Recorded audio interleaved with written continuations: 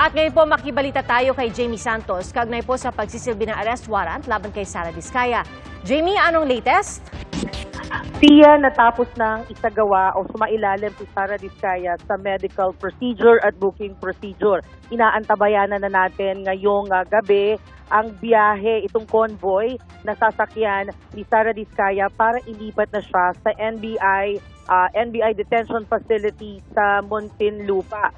Kinumpirma ng NBI spokesperson na naging matagumpay ang implementasyon ng search warrant ng warrant of arrest dito kay Diskaya, at ngayong gabi ay matapos isilbi sa kanya yung warrant of arrest ay ibabiyahe na siya at doon siya mananatili ngayong gabi. Bukas ng umaga, dadalhin si Sara Diskaya sa Department of Justice para sumailalim sa preliminary investigation, at matapos nito ay ibabiyahe si Sara Diskaya sa Cebu dahil doon lumabas ang kanyang warrant. At ayon sa NBI, sasamahan ito ng kanilang tauhan para din tiyakin ang kanyang security.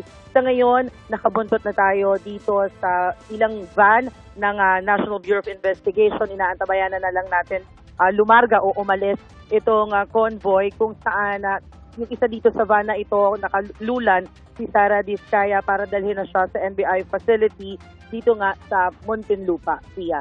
Alright, maraming salamat, Jamie Santos. Mga kapuso, maging una sa saksi. Mag-subscribe sa GMA Integrated News sa YouTube para sa iba't ibang balita.